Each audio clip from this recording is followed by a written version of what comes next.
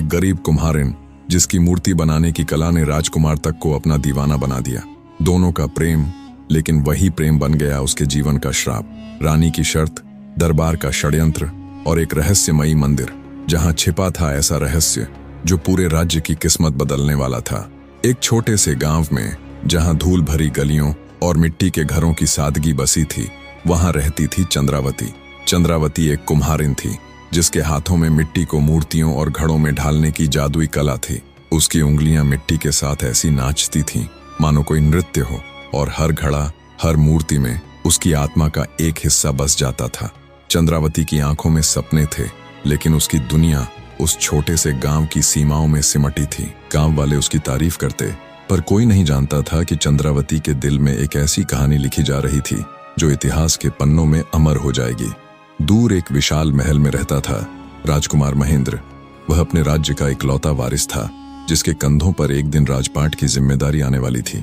महेंद्र न केवल सुंदर और शक्तिशाली था, बल्कि उसका दिल भी उदार था। वह महल की ठाट बाट से ऊब चुका था और अक्सर गांव की सैर पर निकल पड़ता, जहां वह साधारण लोगों के बीच समय बिताना पसंद करता था। उसे लगता था कि असली जिंदगी महल की दीवारों के बाहर है, जहां लोग मेहनत और प्यार से अपनी दुनिया बनाते हैं। एक दिन की बात है, गांव में मेला लगा था। मेला रंग बिरंगे झंडों, मिठाइयों की दुकानों और हंसी ठिठोली से भरा था। चंद्रावती ने अपने बनाए मिट्टी के घड़े और छोटी छोटी मूर्तियां मेले में बेचने के लिए रखी थीं। उसकी दुकान साधारण थी, पर उसकी कला में कुछ ऐसा जादू था कि लोग रुककर देखने को मजबूर हो जाते। चंद्रावती अपने काम में मग्न थी जब अचानक एक घोड़े की टापों की आवाज ने उसका ध्यान खींचा। महेंद्र सादी वेशभूषा में अपने मित्रों के साथ मेले में घूम रहा था। उसकी नजर चंद्रावती की दुकान पर पड़ी। एक छोटी सी मूर्ति जो एक नाचती हुई अप्सरा की थी, उसने उसका ध्यान खींचा। वह मूर्ति इतनी जीवंत थी कि मानो मिट्टी में जान पड़ गई हो। महेंद्र ने चंद्रावती से पूछा, यह मूर्ति तुमने बनाई है? चंद्रावती ने शर्माते हुए सिर हिलाया। जी, मेरे हाथों की कारीगरी है। महेंद्र ने मुस्कुराते हुए कहा, तुम्हारे हाथों में जादू है। ये मूर्ति मेरे महल में होनी चाहिए। चंद्रावती ने हल्के से हंसते हुए कहा, ये घड़े और मूर्तियां तो गांव वालों के लिए हैं। राजकुमार जी, महेंद्र चौंका। तुम्हें कैसे पता कि मैं राजकुमार हूं? चंद्रावती ने अपनी चंचल आंखों से उसे देखा और कहा, आपके चलने का ढंग, आपकी बातें, गांव में कोई इतने आत्मविश्वास से नहीं चलता। महेंद्र हंस पड़ा।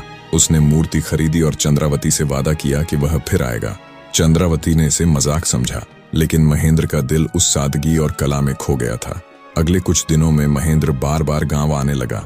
वह चंद्रावती की दुकान पर रुकता, उससे बातें करता और उसकी कला की तारीफ करता। चंद्रावती को पहले तो यह सब अजीब लगा, लेकिन धीरे धीरे उसे महेंद्र की सादगी और उसकी बातों में छुपा हुआ प्यार दिखने लगा। एक दिन जब चंद्रावती नदी किनारे मिट्टी इकट्ठा कर रही थी, महेंद्र वहां पहुंच गया। उसने पूछा, तुम यहाँ अकेले? चंद्रावती ने हंसते हुए कहा, यह मिट्टी मेरी दोस्त है, यह मुझे कभी अकेला नहीं छोड़ती। महेंद्र ने मजाक में कहा, और मैं? लेकिन उसकी आंखों में एक गहरा सवाल था। चंद्रावती ने उसकी ओर देखा और उसका दिल धड़कने लगा। वह समझ गई कि यह सवाल सिर्फ मजाक नहीं था, लेकिन वह एक कुम्हारिन थी और वह राजकुमार। उनके बीच की दूरी आसमान और धरती जितनी थी। एक रात जब गांव में बारिश की फुहारें पड़ रही थीं, महेंद्र चंद्रावती के घर पहुंचा। वह भीगा हुआ था, लेकिन उसकी आंखों में एक आग थी। महेंद्र ने कहा, चंद्रावती, मैं तुमसे कुछ कहना चाहता हूँ। चंद्रावती ने घबराते हुए पूछा, क्या बात है राजकुमार? महेंद्र ने बिना हिचकिचाए कहा, मैं तुमसे प्रेम करता हूँ। मैं जानता हूँ कि हमारे बीच एक दीवार है, लेकिन मैं उस दीवार को तोड़ना चाहता हूँ। चंद्रावती की आंखें नम हो गईं और बोली, यह मुमकिन नहीं है राजकुमार। तुम एक राजकुमार हो और मैं बस एक कुम्हारिन। तुम्हारा राज्य, तुम्हारे लोग, तुम्हारी माँ, कोई मुझे स्वीकार नहीं करेगा। महेंद्र ने दृढ़ता से कहा, मैं सबको मना लूंगा। मेरे लिए तुम सिर्फ एक कुम्हारिन नहीं, मेरे दिल की रानी हो। चंद्रावती का दिल चाहता था कि वह महेंद्र की बाहों में समा जाए, लेकिन डर और संकोच ने उसे रोक लिया। उसने कहा, मुझे समय चाहिए राजकुमार, यह फैसला आसान नहीं है। महेंद्र ने चंद्रावती को समय दिया, लेकिन उनकी हर मुलाकात में प्यार और गहरा होता गया। यह बात अब गांव में फैलने लगी थी। गांव वालों को यह अच्छा नहीं लगा कि एक कुम्हारिन और राजकुमार के बीच नजदीकियां बढ़ रही थीं। उधर महल में रानी माँ को भी इस बात की भनक लग चुकी थी। उन्होंने महेंद्र को बुलाया और सख्त लहजे में कहा, तुम एक राजकुमार हो, तुम्हारा विवाह किसी राजकुमारी से होगा। यह कुम्हारिन का सपना छोड़ दो। राजकुमार ने कहा, माँ, मैं चंद्रावती से प्रेम करता हूँ, वह मेरे दिल की मालकिन है। रानी क्रोधित हो उठी, अगर तुम नहीं माने तो मैं उसे गांव से निकलवा दूंगी। महेंद्र का दिल टूट गया। लेकिन उसने हार नहीं मानी। उसने चंद्रावती से मिलने का फैसला किया और उसे सब कुछ बताया। चंद्रावती ने गहरी सांस ली और कहा, राजकुमार, मैं तुमसे प्रेम करती हूँ, लेकिन मैं तुम्हारे और तुम्हारे परिवार के बीच नहीं आना चाहती। राजकुमार ने कहा, नहीं चंद्रावती, हम साथ मिलकर हर मुश्किल का सामना करेंगे। चंद्रावती और राजकुमार के बीच का प्रेम अब एक तूफान की तरह था, जो ना तो रुक सकता था ना ही छुप सकता था। लेकिन इस प्रेम की राह में कांटे बिछ रहे थे। गांव में अफवाहें तेजी से फैल रही थीं। कुछ लोग चंद्रावती को ताने मारने लगे, तूने क्या सोचा कुम्हारिन कि राजकुमार तुझसे शादी कर लेगा। दूसरी ओर महल में रानी ने अपने सलाहकारों को बुलाकर एक योजना बनानी शुरू कर दी। वे किसी भी कीमत पर महेंद्र को चंद्रावती से दूर करना चाहते थे। रानी ने अपने सबसे भरोसेमंद सलाहकार रुद्रदास को बुलाया। रुद्रदास एक चालाक और क्रूर व्यक्ति था, जो रानी के हर आदेश को बिना सवाल किए मानता था। रानी ने कहा, रुद्रदास, इस कुम्हारिन का गांव में रहना अब बर्दाश्त नहीं होगा, उसे यहाँ से दूर करो, लेकिन ऐसा हो कि राजकुमार को शक ना हो। रुद्रदास ने सिर झुकाया और कहा, जैसी आपकी आज्ञा रानी माँ, मैं ऐसा इंतजाम करूंगा कि वह खुद गांव छोड़कर चली जाए। उधर राजकुमार और चंद्रावती गुप्त रूप से मिलने लगे। वे नदी के किनारे पुराने बरगद के पेड़ के नीचे, जहां कोई नहीं आता था, अपनी बातें साझा करते। एक शाम जब तारे आसमान में चमक रहे थे, चंद्रावती ने महेंद्र से कहा, मुझे डर लगता है राजकुमार, अगर तुम्हारे परिवार ने मुझे नुकसान पहुंचाने की कोशिश की तो मैं क्या करूंगी। राजकुमार ने उसका हाथ पकड़ा और कहा, चंद्रावती, मैं तुम्हें कोई नुकसान नहीं होने दूंगा। अगर जरूरत पड़ी तो मैं अपना राजपाट छोड़ दूंगा। चंद्रावती की आंखें भर आईं। तुम ऐसा कैसे कह सकते हो? तुम्हारा राजपाट तुम्हारी जिम्मेदारी है। मैं नहीं चाहती कि मेरे कारण तुम्हारा भविष्य बर्बाद हो। मेरे लिए तुम मेरी दुनिया हो। राजकुमार ने कहा, राजपाट तो आता जाता रहता है, लेकिन तुम जैसा प्रेम मुझे फिर कभी नहीं मिलेगा। रुद्रदास ने अपनी योजना शुरू की। उसने गांव में कुछ लोगों को मुद्राएं देकर अफवाह फैलाई कि चंद्रावती ने जादू टोने से राजकुमार को अपने वश में कर लिया है। गांव वालों में डर और गुस्सा फैलने लगा। एक रात कुछ लोग चंद्रावती के घर के बाहर इकट्ठा हो गए और चिल्लाने लगे, जादूगरनी, गांव छोड़ दो। चंद्रावती डर गई, लेकिन उसने हिम्मत नहीं हारी। उसने दरवाजा खोला और कहा, मैंने कोई जादू नहीं किया, मैं सिर्फ अपने काम से काम रखती हूँ। लेकिन भीड़ नहीं मानी। तभी राजकुमार को इसकी खबर मिली। वह तुरंत अपने घोड़े पर सवार होकर चंद्रावती के घर पहुंचा। उसने भीड़ को देखकर गुस्से में कहा, जो कोई चंद्रावती को नुकसान पहुंचाएगा वह मुझसे बुरा अंजाम भुगतेगा। उसकी आवाज में इतना दम था कि भीड़ तितर बितर हो गई। चंद्रावती ने राजकुमार को गले लगाया और रोते हुए कहा, यह सब मेरे कारण हो रहा है। शायद मुझे सचमुच यह गांव छोड़ देना चाहिए। वीरेंद्र ने दृढ़ता से कहा, नहीं, हम इस लड़ाई को साथ मिलकर लड़ेंगे। मैं तुम्हें अकेला नहीं छोड़ूंगा। अगले दिन राजकुमार ने फैसला किया कि वह अपनी माँ से खुलकर बात करेगा। वह महल पहुंचा और रानी के सामने खड़ा होकर बोला, माँ, मैं चंद्रावती से शादी करूंगा। अगर आप मुझे रोकेंगी तो मैं राजपाट छोड़कर उसके साथ चला जाऊंगा। रानी हैरान रह गई। उन्होंने कभी नहीं सोचा था कि उनका बेटा इतना बगावती हो जाएगा। लेकिन रानी का गुस्सा अभी ठंडा नहीं हुआ था। उन्होंने कहा, ठीक है महेंद्र, अगर तुम इतने ही जिद्दी हो तो एक शर्त है। चंद्रावती को साबित करना होगा कि वह एक राजकुमार के लायक है। मैं उसे एक असंभव काम दूंगी। अगर वह उसे पूरा कर लेगी तो मैं तुम्हारी शादी को स्वीकार करूंगी। राजकुमार को यह शर्त खतरनाक लगी, लेकिन उसने चंद्रावती पर भरोसा किया। उसने चंद्रावती को सारी बात बताई। चंद्रावती ने गहरी सांस ली और कहा, मैं तैयार हूँ राजकुमार, चाहे जो भी हो, मैं तुम्हारे प्रेम के लिए हर चुनौती स्वीकार करूंगी। रानी ने चंद्रावती को बुलाया और कहा, तुम्हें एक ऐसा घड़ा बनाना होगा जो ना कभी टूटे, न उसका पानी सूखे, और जो मेरे महल की शोभा बढ़ाए। तुम्हें सिर्फ 7 दिन का समय है। चंद्रावती के लिए यह काम असंभव था। मिट्टी का घड़ा तो टूटता ही है और पानी तो सूखता ही है। लेकिन चंद्रावती ने हार नहीं मानी।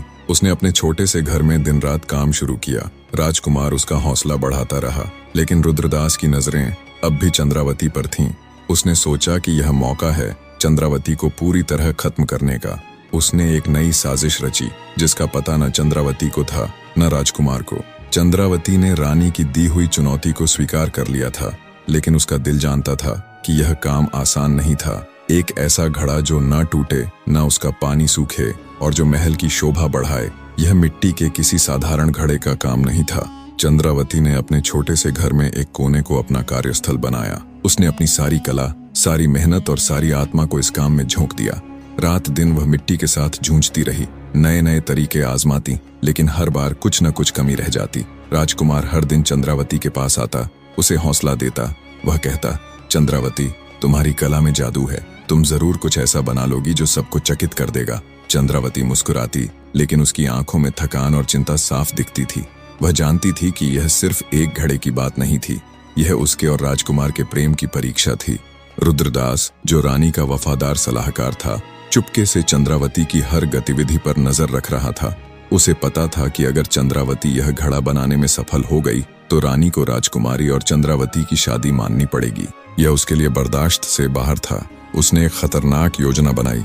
उसने गांव के एक कुख्यात जादूगर कालिया को बुलाया, जो अपने काले जादू के लिए जाना जाता था। रुद्रदास ने कालिया से कहा, चंद्रावती, जो भी घड़ा बनाए तुम उसे रात में तोड़ देना, और अगर वह फिर भी हार न माने तो कुछ ऐसा करना कि वह गांव छोड़कर भाग जाए। कालिया ने मुस्कुराते हुए कहा, यह काम तो मेरे लिए बच्चों का खेल है, बस मेरी कीमत पूरी कर दीजिए। रुद्रदास ने उसे सोने की मोहरों से भरा थैला थमा दिया। उसी रात जब चंद्रावती अपने बनाए एक घड़े को आखिरी रूप दे रही थी, अचानक एक तेज हवा चली। चंद्रावती का घर छोटा सा था और दरवाजा खुला था। उसने देखा कि उसका घड़ा, जो अभी तक सही सलामत था, अचानक फर्श पर गिरकर चकनाचूर हो गया। चंद्रावती स्तब्ध रह गई। उसने सोचा कि शायद उसकी कोई गलती थी, लेकिन उसका दिल कह रहा था कि कुछ गलत हो रहा है। चंद्रावती ने हार नहीं मानी। उसने अगले दिन फिर से काम शुरू किया। इस बार उसने एक नई तरह की मिट्टी का इस्तेमाल किया, जो नदी के गहरे तल से लाई गई थी। यह मिट्टी चमकदार और मजबूत थी, लेकिन फिर भी वह जानती थी कि यह रानी की शर्त को पूरा नहीं कर सकती।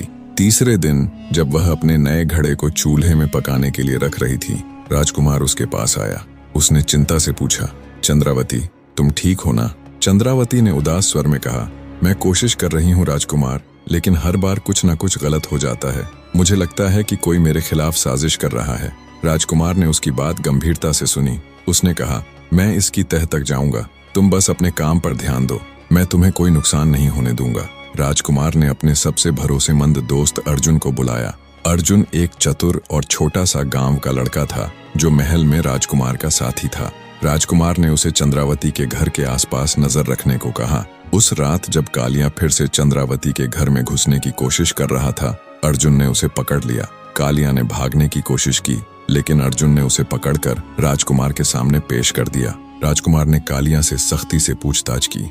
डर के मारे कालिया ने सब बता दिया कि कैसे रुद्रदास ने उसे चंद्रावती के खिलाफ साजिश करने के लिए मुद्राएं दिए थे। राजकुमार का गुस्सा 7वें आसमान पर था। उसने तुरंत महल जाकर रानी से गुस्से में कहा, माँ, आपने मेरे प्रेम को नष्ट करने के लिए इतना नीचे गिरने की कोशिश की। रानी चुप रही। उनके पास कोई जवाब नहीं था, लेकिन फिर भी उनका गर्व उन्हें चंद्रावती को स्वीकार करने से रोक रहा था। उन्होंने कहा, ठीक है राजकुमार, मैं रुद्रदास को सजा दूंगी। अगले भाग के लिए चैनल को सब्सक्राइब कर हमारे साथ बने रहें।